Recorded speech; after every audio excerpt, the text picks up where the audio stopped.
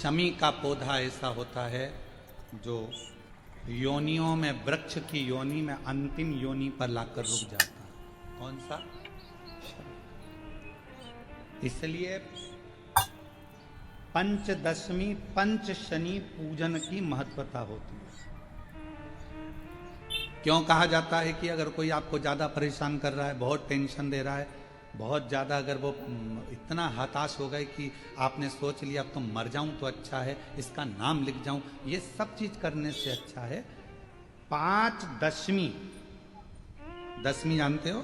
पांच दशमी, कोई सी भी पांच दशमी आप चुन लीजिए, परंतु वो दशमी अमावस्या के पहले वाली नहीं होना चाहिए, वो पूर्णिमा के पहले वाली दशमी।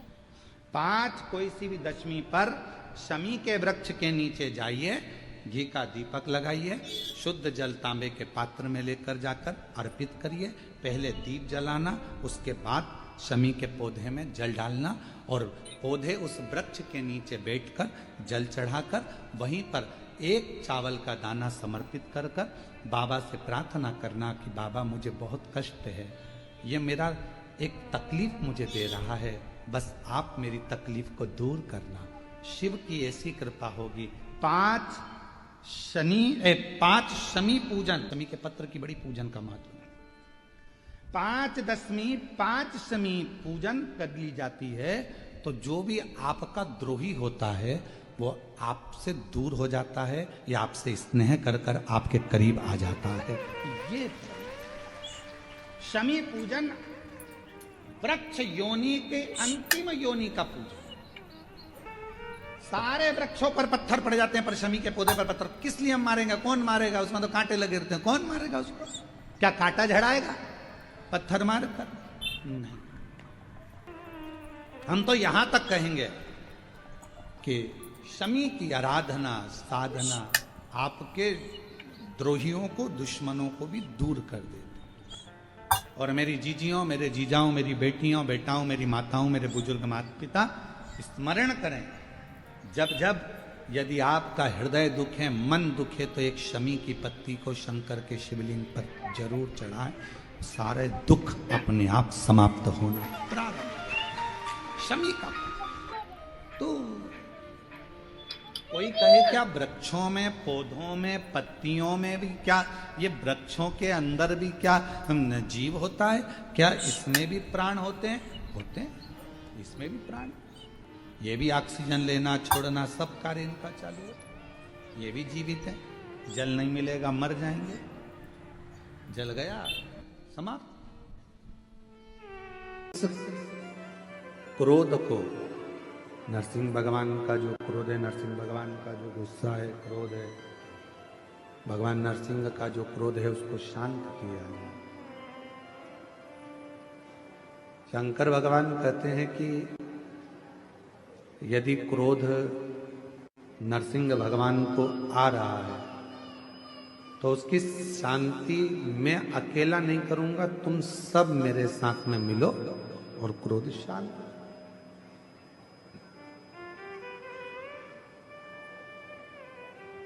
मैं एक शरम्भ पक्षी का रूप रख लेता हूं। शरम्भ पक्षी मतलब मनुष्य जैसा शरीर है, शेर जैसा मुख है और पंख लगे हैं, वो शरम्भ पक्षी। और शरम्भ पक्षी का रूप रखकर मैं नरसिंह भगवान को क्रोध को शांत करूंगा, उनको पंजे में उठाकर अलकनंदा नदी में ले जाकर डालूंगा, जिससे उनका क्रोध शांत हो। शरम्भ पक्षी का रूप रखकर भगवान नरसिंह भगवान के पास में पहुंचे और नरसिंह भगवान के पास पहुंचकर उन्होंने नरसिंह भगवान को अपने पंजे में लिया और अलकनंदा नदी में ले जाकर छोड़ा। कभी बद्रिकाश्रम आप लोग जाएंगे दर्शन करने के लिए, तो जब अलकनंदा नदी के पुल पर चढ़ेंगे तो ताप्त कुंड के ठीक नीचे की ओर एक नरसिंह शिला है।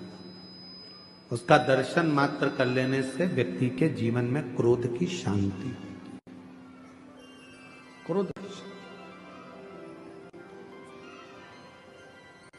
शरम्भ भगवान शिव जी का जो ये नाम है शरम्भेश्वर महादेव, ये कोई साधारण सा नाम नहीं। भगवान शंकर का ये जो नाम है ये क्रोध को शांत करता है। इसलिए जब जब अगर अपने भीतर अगर कहीं क्रोध उत्पन्न हो रहा है या अपने को लगता है कि अपन बहुत गुस्सा कर रहे हैं, एक बेलपत्र को अपने हाथ में रखकर शंभेश्वर महादेव का नाम लेकर अपने घर में जो शंकर का शिवलिंग है उसको यदि समर्पित कर देते हैं तो हमारा क्रोध उसी क्षण समाप्त हो जाता है, शांत हो जाता है। शंभेश्वर ध्यान देना इस कथा पर। शिव के मंदिर में कभी भी जाओ, तुम्हारा बेटा कोई नीट का एग्जाम दे रहा है, कोई कंपटीशन एग्जाम दे रहा है, तुम्हारी बेटी कोई परीक्षा दे रही है, तुम्हारा बच्चा, बेटा बेटी, पति पत्नी कोई भी कोई एग्जाम में बैठने का प्रयास कर रहा है, पहले तो उससे कहो कि अपनी मेहनत 4 गुना कर, खूब पढ़, परिश्रम 4 गुना कर। और मान लो 5-6 बार दे चुका, 2-4 साल हो गए, 5 साल हो गए, तो फिर उससे कहो शंकर के मंदिर में 7 दुर्वा लेकर जाओ। कितनी दुर्वा? यहां क्या बोलते हैं झारखंड में? दुर्वा कि दूब बोलते हैं? दुर्वा। 7 दुर्वा शिव के मंदिर में लेकर गए। जब जल का पात्र साथ में, 7 दुर्वा को नीचे की ओर रखो हथेली पर, जल का पात्र हाथ में लेकर भगवान देवाधिदेव महादेव को जल समर्पित करो।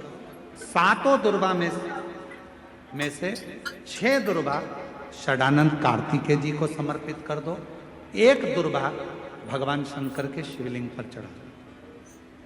अपने हाथ की 3 उंगलियां शिवलिंग का स्पर्श करो और अपनी कामना कहकर, बाबा बहुत एग्जाम दे चुका हूं, बेटा बेटी ने बहुत परीक्षा दी है, हो नहीं रहा बाबा, अब आपके भरोसे है।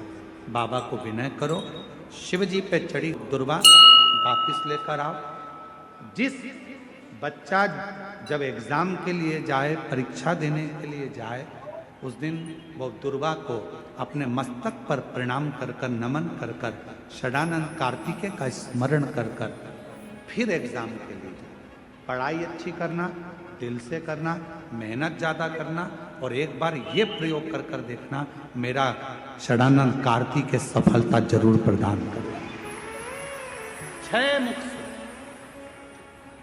षडानंद कार्तिकेय जी का जो वर्णन हमारे शिव महापुराण में किया गया है, स्कंद पुराण में किया गया है, षडानंद कार्तिकेय जी फल शीघ्र प्रदान करते हैं,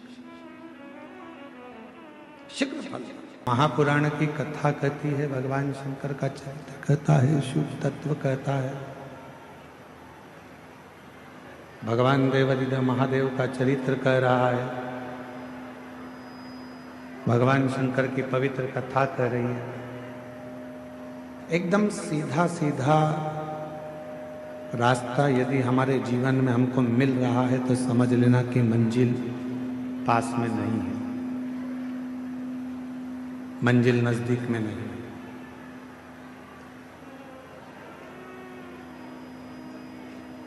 सरलता में कभी सफलता नहीं। कोई चीज सरलता से मिल गई तो समझ लेना कि इसमें सफलता नहीं। पढ़ाई करने बैठे हो, विद्या अध्ययन करने बैठे हो, पढ़ रहे हो, एक बार सफलता नहीं मिली, फिर दूसरी बार पढ़ाई करी, फिर सफलता नहीं मिली तो फिर तीसरी बार पढ़ाई करी। बक्से चलाओ, बक्से नहीं चल रहा है कहीं के भी। एक बार सफलता नहीं मिली, 2 बार सफलता नहीं मिली, 3 बार सफलता नहीं मिली। कई लोग ऐसे होते हैं कि जो सोचते हैं कि मैंने एक बार अगर पढ़ लिया तो मुझे सफलता मिलना चाहिए, सफलता प्राप्त होना चाहिए। पर शिव कथा कहती है कि सफलता पाने के लिए, सफल होने के लिए एकदम सरल मार्ग मिल गया तो सफलता सहजता में नहीं मिल सकती। थोड़ा चलते चलते टर्न आएगा, मोड़ आएगा। कुछ मोड़ जिंदगी में ऐसे आ जाते हैं जिन मोड़ के बल पर संसार का मनुष्य उन्नति की सीढ़ी पर चले जाता, सफलता की ओर बढ़ जाता। मेरा बेटा बेटियों से निवेदन है, मेरी जीजियों से निवेदन है, मेरे जीजाओं से निवेदन, ये नहीं चल रहे हैं, कान लगा उसमें। मेरा जीजी जीजाओं से निवेदन है, बेटियों से निवेदन है, मेरी माताओं से निवेदन है,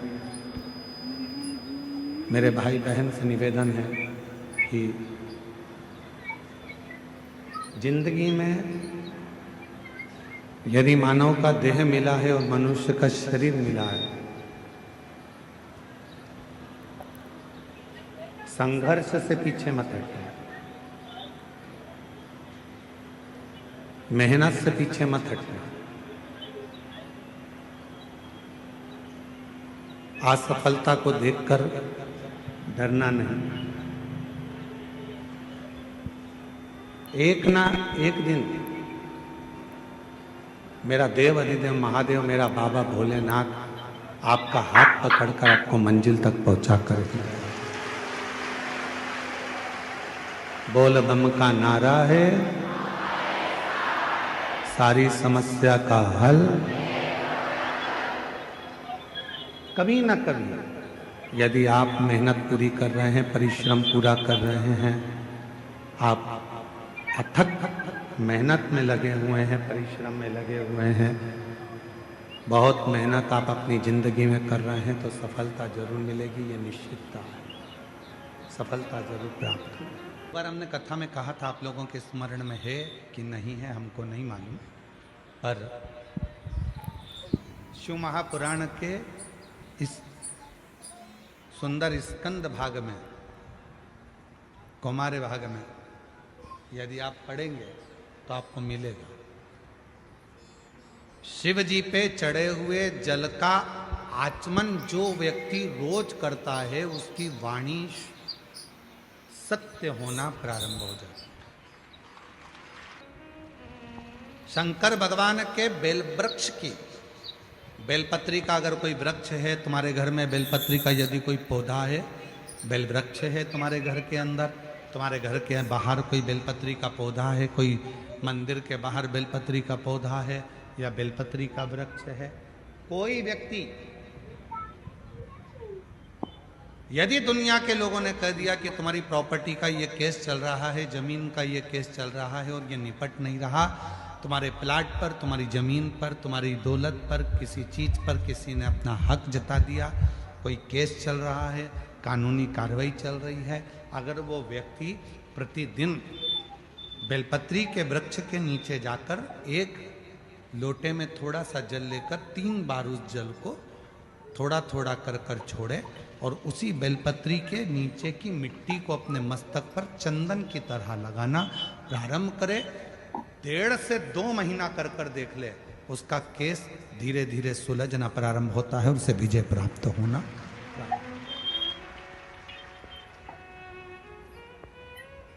बेलपत्री के वृक्ष की साधना करा करो, कभी कभी करा करो तुम। माताओं से मेरा निवेदन और मेरी जीजियों से, जीजाओं से, मेरी बेटियों से, बेटाओं से, मेरे बुजुर्ग माँ बाप से निवेदन करो, बेलपत्र के वृक्ष की साधना फल जरूर देती है। उसका प्रमाण है, देखो पत्र आए। मेरा नाम सोनू गणेश बारी है, मैं बाला सावन की बाला सावंगी तहसील भोकर दन जिला जालना का रहने वाला हूँ। कहीं बैठे हो तो हाथ हिला सकते हैं, और अगर हम पढ़ने में कुछ गलती करी हो तो आप लोग भी एलईडी पर या टीवी पर पढ़ सकते हैं। मेरा नाम सोनू गणेश बारी है। मैं बालसावंगी तहसील भोकरदन जिला जालना का रहने वाला हूँ। बाबा भोले बाबा का मैं क्या गुणगान करूँ। मैंने अपनी नौकरी के लिए बहुत प्रयास किया, लेकिन मेरी नौकरी नहीं लगी। मैंने अपनी नौकरी के लिए बहुत प्रयास किया, पर लेकिन नौकरी नहीं लगी। तब मेरी माताजी ने मेरी नौकरी के लिए पशुपतिनाथ का व्रत 2 बार किया और मुझसे कहा कि तू बेलपत्री के वृक्ष के नीचे जाया कर, वहां के जल चढ़ाकर मिट्टी को मस्तक से लगाया कर, तुझे विजय प्राप्त होगी। मैंने भी वही कर्म चालू करा और बाबा की कृपा से आज मेरी नौकरी मिलिट्री में लग गई है। मैं सरकारी पद पर नियुक्त हो गया हूं। बाबा को प्रणाम करने के लिए आया। एक पत्र और देखिए। सीताबाई उत्तम गायकवाड़ मैं बिप्री बूटा पाचोरा जिला जलगांव की रहने वाली हूँ। कहीं बैठी हो तो हाथ हिला सकती हैं और बेलपत्र लेने के लिए आ सकते। जिनके पत्र पढ़े जा रहे हैं वो आ सकते हैं। सीताबाई उत्तम गायकवाड़ में बिप्री बूटा पाचोरा जिला जलगांव की। मेरा बेटा 2 साल से पुलिस की नौकरी के लिए अप्लाई कर रहा था, पर नहीं हुआ, फेल हो जाता था, परेशान हो गया। तब मैंने अपने बेटे से कहा कि वो सियोर वाला बाबा कहता है, प्रदीप मिश्रा जी शिव पुराण सुनाते हैं और सभी परेशानियों का हल 1 लोटा जल बताते हैं। तू कर, 1 लोटा जल लेकर जा, थोड़ा जल शिव जी को चढ़ाकर उसमें से थोड़ा जल बेलपत्र को चढ़ा। मैंने बेटे ने वही करना प्रारंभ करा। श्री शिवाय नमस्तुभ्यम का जप चालू किया और 1 लोटा जल चढ़ाकर मैं अपने बेटे को भी दे देती थी जलाचमन करने को, और मेरा बेटा भी जल चढ़ाता था। आज बाबा की कृपा ऐसी हो गई, मेरे बेटे की सरकारी नौकरी 8/2/2025 को मुंबई पुलिस में मेरे बेटे का सिलेक्शन हो गया। मैं बाबा को यहाँ प्रणाम करने के लिए आई हूँ। अगला पत्र है सो पुष्पा कैलाश नेरकर, नासिक नसीराबाद तालुका जिला जलगांव से आई हैं। मेरा मोबाइल नंबर ये है। बाबा 2013 से रोज मंदिर जाती हूँ, बाबा को प्रणाम करती हूँ, पर कथा के बारे में इतना नहीं जानती थी। आज बाबा की कृपा से शिव जी को पहचानने लगी, बाबा को अपना बाप मानने लगी। मेरा बेटा मेघराज नेरकर स्टेनोग्राफर के पद पर है। बाबा कई बार तैयारी करता था सरकारी नौकरी के लिए। 2014 से मेरा बेटा सरकारी नौकरी की परीक्षा दे रहा है, पर नहीं हुआ। तब मेरे बेटे ने हार मान ली। मैंने 2022 में पहली बार आपकी कथा सुनी और अपने बेटे से कहा कि वो सियोर वाला बाबा कहता है कि मेहनत को 4 गुना करो, परिश्रम बढ़ाओ, रात दिन एक कर दो। मेरा बेटा सुबह 4 बजे उठता, शिव जी के मंदिर जाता, जल चढ़ाता, पार्थिव शिवलिंग का पूजन करता और खूब पढ़ाई करता। आज मैं बाबा को धन्यवाद देने के लिए आई हूं कि मेरे बेटे का 2024 का रिजल्ट आ गया और पुणे के हाई कोर्ट स्टेनोग्राफर के पद पर मेरा बेटा सिलेक्शन हो गया। मैं बाबा को यहाँ धन्यवाद देने के लिए आई हूँ, बाबा को निवेदन करने के लिए आई हूँ। शिव तत्व किसको कहते हैं? एक पत्र और है। मेरा नाम कविता अंबादास बसाने, पति का नाम अंबादास लक्ष्मण दास बसाने, गांव एरंडोल जिला जलगांव से आई हूँ। बाबा मेरे 2 बेटे हैं, सूरज और स्वप्निल, दोनों की सरकारी नौकरी नहीं लग रही थी। तब मेरे बेटे को मैंने कहा, सियोर वाला बाबा कहता है कि मेहनत 4 गुना करो, शिव जी की आराधना करो, बेलपत्री के वृक्ष के नीचे रोज जल चढ़ाओ, उसकी मिट्टी को सिर पर लगाओ। आज मेरे दोनों बेटों की सरकारी नौकरी लग गई। मैं बाबा को यहाँ प्रणाम करने के लिए आई हूँ। कहीं बैठे हों, जिन जिन के पत्र पढ़े हैं वो आ सकते हैं। शिव साधना का फल मिलता है।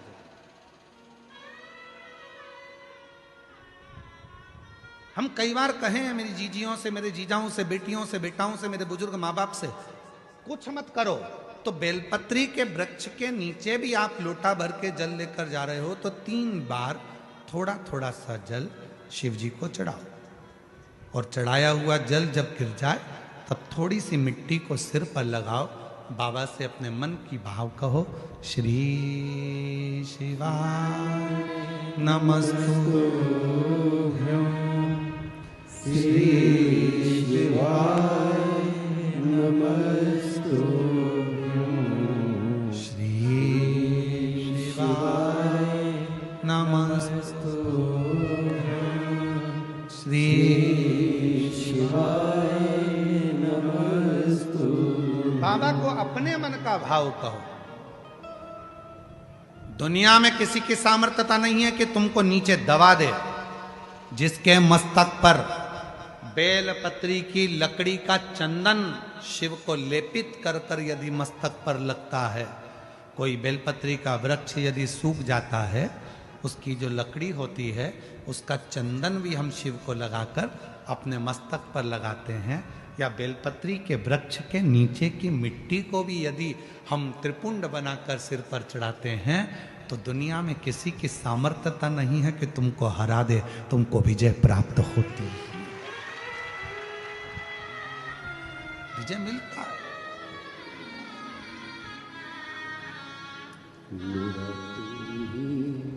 तो हम जिसे हर दर्द कहता हूँ। किसी की सामर्थ्यता नहीं हो सकती।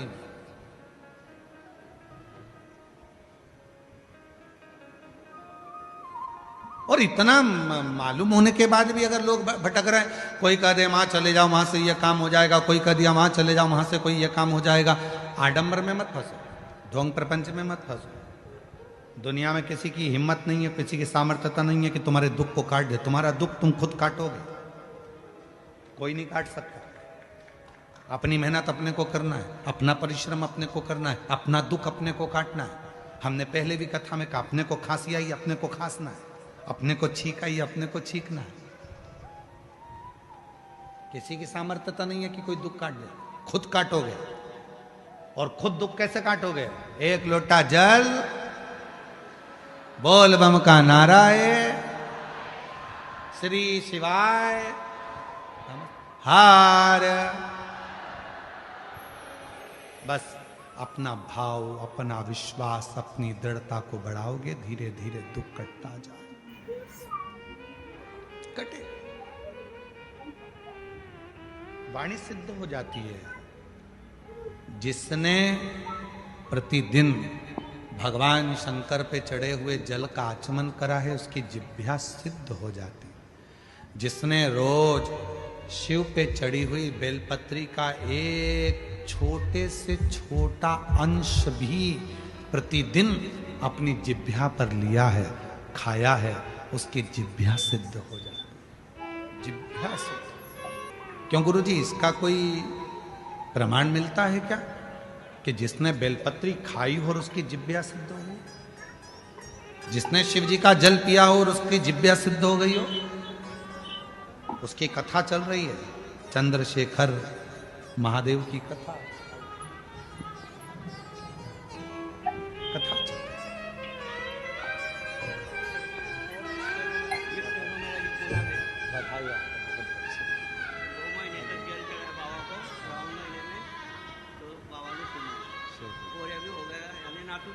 हम बधाई।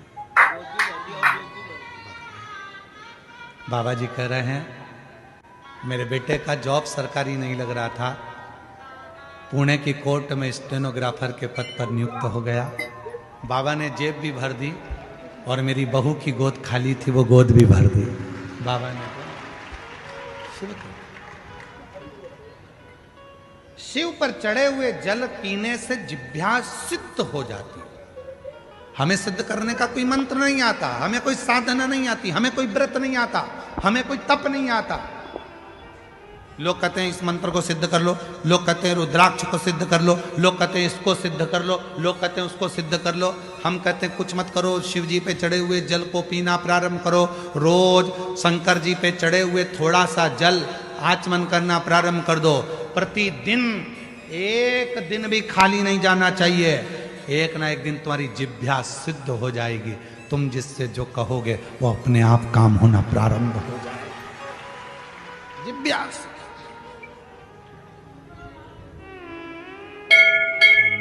तू ही तो हमदर्द है जिसे हर दर्द कहता है।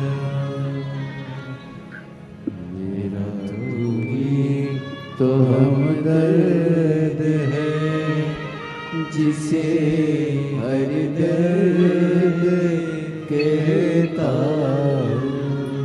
जिज्ञा सिद्ध हो। रोज प्रतिदिन का नियम करो कि मुझे बेलपत्र अपने मुख में एक अंश मतलब जरा सा, जरूरी नहीं कि पूरा पत्ता खाओगे। हम तो कहते हैं कि बिल्कुल एक छोटी सी बिंदी होती है ना, उस बिंदी के बराबर भी जरा सी बेलपत्र भी अगर शंकर की चढ़ी हुई तुम्हारे मुख में जा रही है, समझ लेना तुम्हारी जिह्वा एक दिन इतनी सिद्ध हो जाएगी कि तुम किसी को कुछ कहोगे और वो बात पक्की हो जाएगी, उसकी सिद्धता। शंभु शंभु शंभु, वो सिद्ध होती। श्री शिवाय नमस्तुभ्यम, हर हर महादेव। पूज्य गुरुजी ने इस वीडियो में 13 मार्च चैत्र दशमी तिथि शुक्रवार के विशेष उपाय बताए हैं। दशमी तिथि रोग मुक्ति के लिए, धन संपदा प्राप्ति के लिए, विजय प्राप्त करने के लिए विशेष फलदायी होती है। दशमी तिथि पर समीपत्र का विशेष उपाय इस वीडियो के माध्यम से गुरुजी ने बताए हैं। वीडियो को अच्छे से देखकर उन उपायों को भगवान भोलेनाथ के समक्ष आपको करने हैं। आपकी हर मनोकामना पूर्ण होगी, ऐसी हम भगवान भोलेनाथ से कामना करेंगे। वीडियो अच्छी लगे तो like, share and subscribe, comment में श्री शिवाय नमस्तुभ्यम हर हर महादेव अवश्य लिख देना। जाते जाते प्लीज़ चैनल को सब्सक्राइब अवश्य कर देना। जय श्री राम, हर हर महादेव, जय श्री महाकाल।